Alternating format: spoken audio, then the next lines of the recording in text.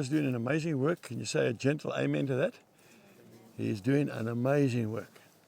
He's been doing it from the day we arrived. And all the glory to Him. He's been answering your prayers. He's been reassuring you. Now He's going to heal you. Now I'm getting excited. Jesus came walking in that gate. See? Now remember, the swirling pool was right at the bottom where they're excavating. So it was here. Doesn't matter whether it was there or there. I'm a farmer. It doesn't make any difference. This was the swirling pool. So he walked in, and there was a man who was paralyzed. He was lying there. He'd been there 38 years. And then one day, and I really want to say to you with lots of love, this is your day. I see you today as that paralyzed man lying on that mat and saying, Lord, I'm never ever going to get healed. I'm never ever going to get a chance. I'm never ever going to be used. I'm never ever going to see my dream realized. It's a lie from the pit of hell. And I believe you came all this way from wherever you come from for this meeting for now. The angel would come down from heaven and would stir up the pool. And the first person to get into the pool would be healed. But he could never get in first because he was paralyzed. And this is where I get emotional. The master, the maker of the wind and the waves walked in. And he said to this man, I can imagine Jesus never walked into the center. He always came around the fringes, you know. You know, the doorkeeper, the sweeper, the widow. And he walked up to this man and he said, what's wrong? He says, I can't get into the pool because I'm always too late. Touched him, healed. Stand up, take your bed, which was a bedroll, put it on your shoulder and walk. Completely healed. We believe in miracles, don't we? Yes. Okay, so we're going to see a miracle here this morning.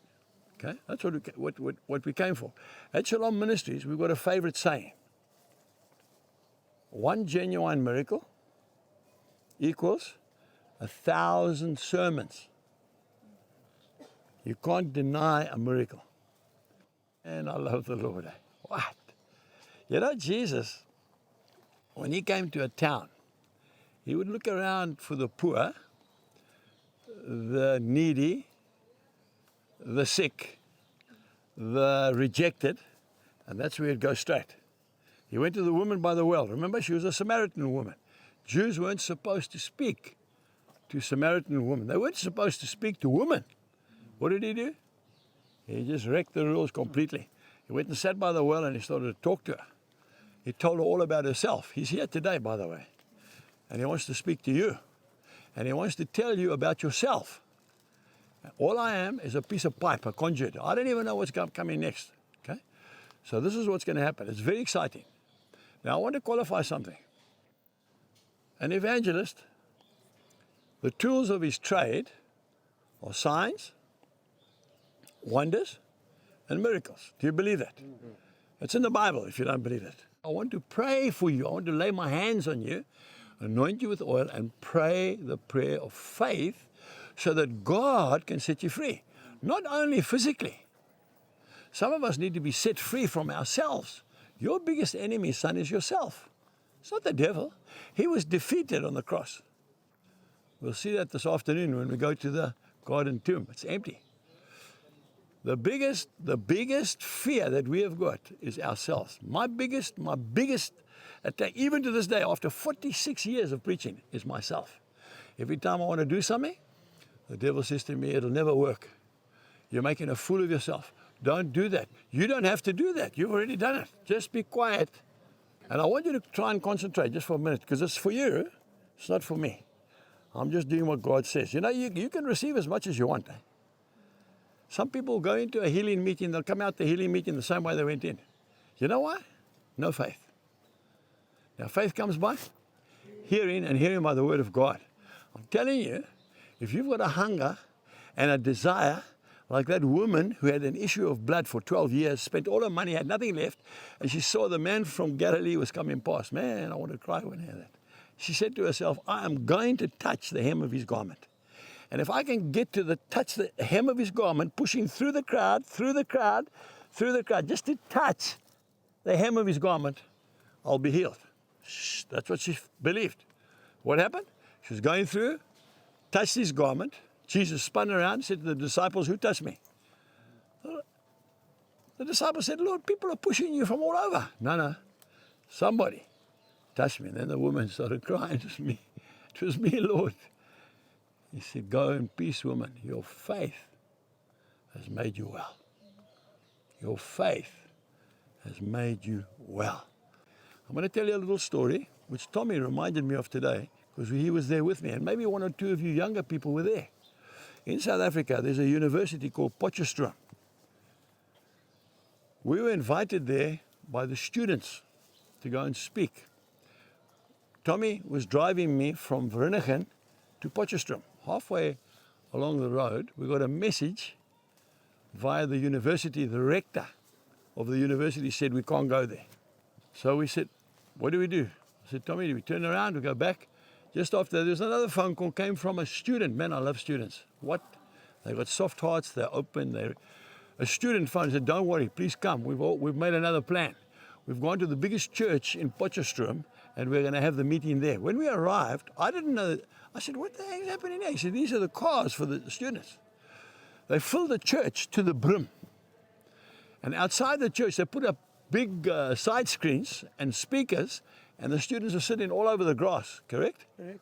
Right, so we arrived there. So I knew something was going to happen. And I know that something's going to happen this morning. I know it, because of all the friction we've been up against. So we got into the service, and we started the service. It was packed with students. Packed. I love it. Shoulder to shoulder, standing room only. And you know, I'm a man of very few words and a very quietly spoken man. And after the praise and worship, I started to speak. And as I started speaking, there was a tremendous commotion taking place at the back of the hall. They were screaming and shouting, and now I'm trying to preach. At the end, I just stopped preaching. I said, what's happening? Now, C.S., some of you met C.S. LaRue, he was there. I called him up on the platform. C.S., what's happening? He says, no, he says, there's a commotion at the back. There's two ladies that are here. Not young ladies, not students, middle-aged women in their 60s. They shouldn't have even been there.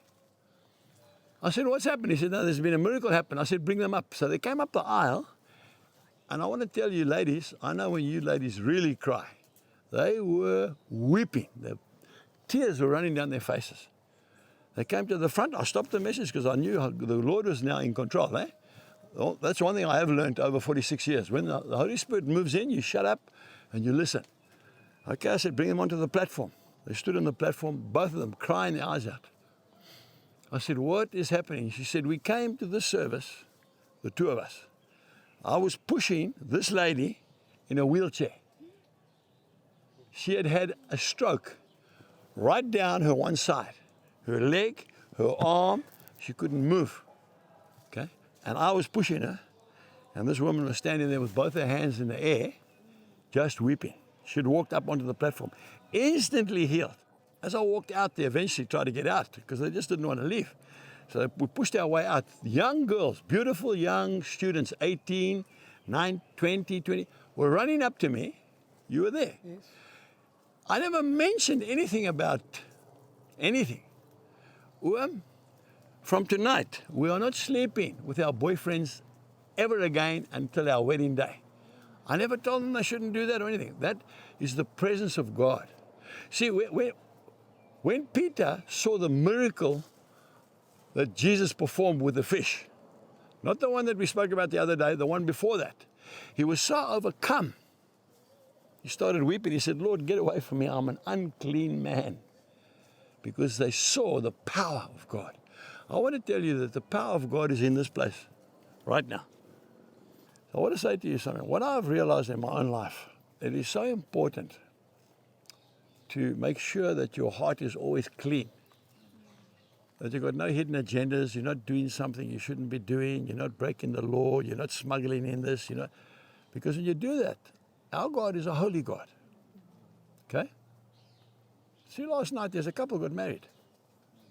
They've just left. They are amazingly in love. They've been with us now. Okay? We married 12 couples in London at City Temple. It's 24 people. Right? We weren't even speaking about marriage. And I wasn't speaking about marriage particularly last night, was I? I was speaking about David. But you see, holiness is what moves people's hearts and moves God. And when you've got something you're doing that's concealed, you will not receive your miracle. Our God has got no dirty hands, eh? Okay. My last story, it's a funny story. I was in Durban. It was maybe 30 years ago. It was a healing meeting. There was a crowd, City Hill, the old church, about 1,000 people. And they came there with an expectation.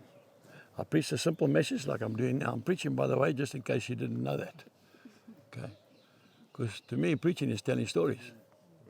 Greatest storyteller that ever lived was Jesus. Every parable was a story. It was an example. When I finished preaching, I asked people to come forward for healing, like I'm going to do right now, for healing, physical healing, mental healing, spiritual healing. They started coming forward. I started praying. Then one man came up to the front. He must have been about 50, 55 years old. I said, what can I pray for? He said, I am deaf. I want God to restore my hearing. It's okay. When he spoke to me, he heard me speak to him. So I'm being honest with you now, okay? You need to know this is the real person. I thought, well, this one, at least this one can't backfire because he can hear something. You know what I mean? At least I can say, well, just keep trusting God that your healing will be strengthened. See? I don't know why the Lord uses me. It's like in that wheelchair, I'll say, no, and the Lord says, pray for him. Yeah, but what? Pray for him. Woman in the hut. According to 80 Zulu, she was dead.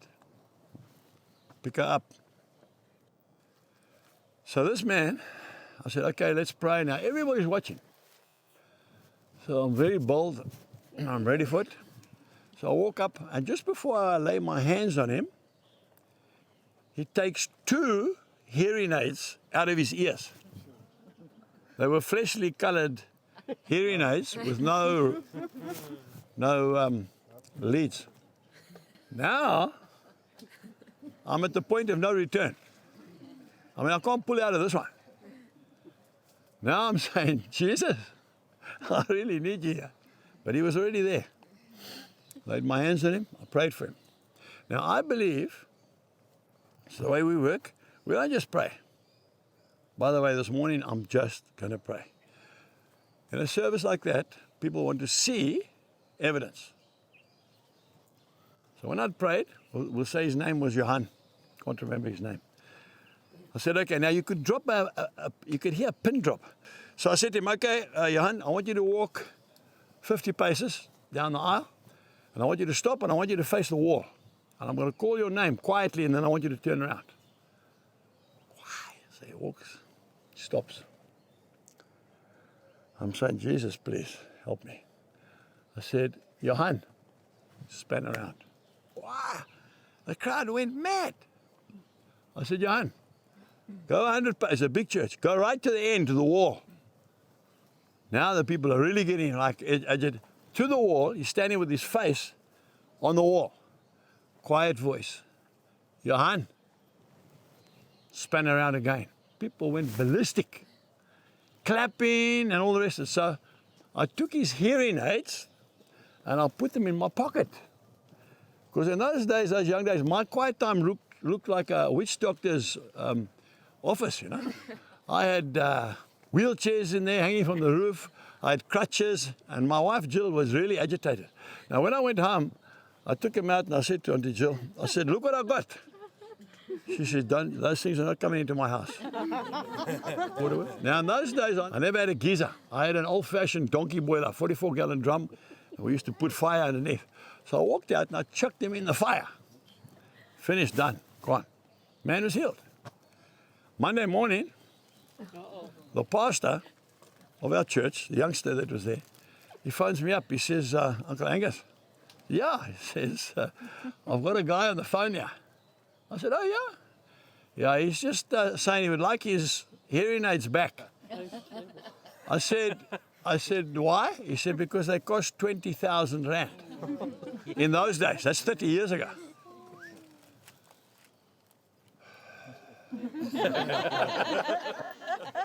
I said, tell him to phone me. So he phoned me. I said, hello, Jan. He said, hello, Angus. Can you hear me? Yeah, he's phoning me. I said, Jan, I believe you want your hearing aids back. See, this is the reality of Christianity. It doesn't just go like you see in the movies, you know. No. It's a continual fight with your miracle today, that healing, that stomach problem you've got, that eyesight you've got, that sugar diabetes, that prodigal son, that back that's giving you trouble. It's a process, okay? I said, Johan, I haven't got them. So the phone went quiet. I said, why do you want them back anyway? And then he kind of hesitated. No, well, I want to give them to a friend, see? And then he just started crying on the phone. He said, no, Angus, they're for me. I want to keep them just in case, see? And I said to him, Johan, and I can't, but if I gave you those hearing aids back, you lose your miracle. You lose your healing. I want to say that to somebody here today. Be careful. Because I've seen that happen. I prayed for an old man on our farm in a wheelchair. He got out the wheelchair and he walked right across the floor. His name is Earl Browning, a lovely old man. And he went to the old age home in Greytown later. And every time I used to go and visit him, because I love old people now, I like to go and speak to them. He used to sit there in the wheelchair, tears running down his face, uncontrollable. He said, Angus, I should never have got back into this wheelchair. Today I want to pray a very quick prayer. And then you're going to claim your healing, whatever that might be, physical, spiritual, mental, and only if you want me to. If you don't need it, that's fine. It's not a problem. But if you do, I'm going to anoint you with oil, just like we did the other day when we commissioned you, but this time it's for healing. So, you know the song, God is so good. We all know that song. I want you to sing it to Jesus. And I want you to prepare your heart for a miracle. Maybe it's gout, maybe it's blood pressure, maybe it's sugar diabetes, maybe it's your eyes, maybe it's your ears, maybe you can't have a baby, maybe you're believing the Lord for a huge miracle in your life and it hasn't happened yet. Maybe you're needing deliverance. It's going to happen right here, on this piece of ground, right here. And it's going to be a very short prayer. And then you're going to leave here by faith and you're going to start thanking God for your miracle. You're not going to ever ask Him again. You're going to thank Him for the miracle that's coming. God is so good. God is so good. He's so good to me.